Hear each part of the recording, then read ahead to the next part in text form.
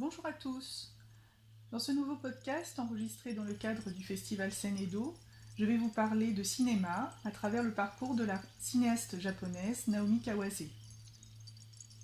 Naomi Kawase est née en 1969 à Nara, au sud de Kyoto. Très jeune, elle a été abandonnée par ses parents et recueillie par une grand-tante et un grand-oncle. À la mort de celui-ci, alors qu'elle est encore une jeune adolescente, c'est sa grand-tante Uno qui devient sa seule famille.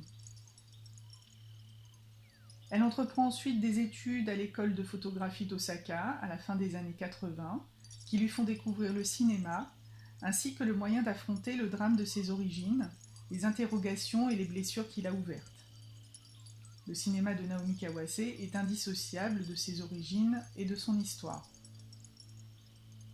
La recherche de son père biologique marque les débuts de son cinéma, dont elle fera 3 films documentaires, La glace à papa en 88, qui fantasme leur première rencontre, Étreinte en 92, qui se lance à sa poursuite, et Dans le silence du monde en 2001, à l'annonce de sa mort. Naomi Kawase a également réalisé plusieurs films sur sa mère adoptive, autour de leur relation et leur quotidien, jusqu'à la mort d'Uno en 2011. On peut citer Ma seule famille en 89, Naissance et maternité en 2006, ou encore La maison de ma grand-mère en 2011. Naomi Kawase est donc née à Nara, où elle a grandi et où elle vit toujours. Elle est profondément attachée à cette ville ancienne, qui a été la première capitale du Japon au 8e siècle, ainsi qu'à sa région montagneuse et boisée, propice à ses méditations shintoïstes sur le rapport entre l'homme et le monde. Elle y a d'ailleurs tourné la plupart de ses films. Naomi Kawase y a également créé le Festival international du film de Nara en 2010, et développé l'initiative Narrative, visant à produire pour chaque édition du festival le film d'un cinéaste venu de l'étranger et tourné dans la région.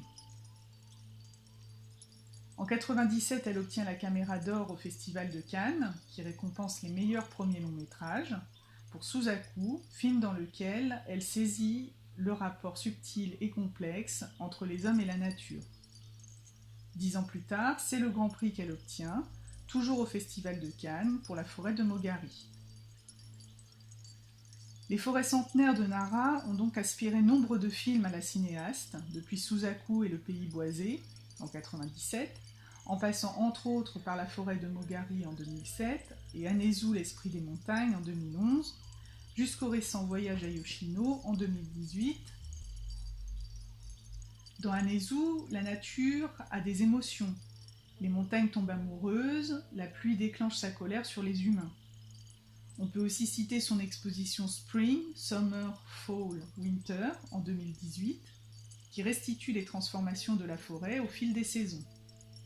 Elle explique que dans son enfance, elle aimait partir en expédition dans la forêt, toucher les arbres, regarder la rivière. D'ailleurs, dans la forêt de Mogari, quand on passe aux scènes de forêt, il y a les 2 personnages et la forêt devient le 3e. La nature est toujours aussi imposante dans Still the Water en 2013, mais la réalisatrice se recentre plus concrètement sur l'humain, sur la vie et sur la mort. Elle est retournée sur l'île de ses ancêtres et y raconte les derniers jours d'une mère entourée de sa famille. En 2017 sort Vers la lumière, qui est également une exaltation de la nature. La réalisatrice est attentive aux détails du sifflement du vent, à l'épaississement de l'air, à la couleur des feuilles ou à la courbe des arbres emportés par la brise.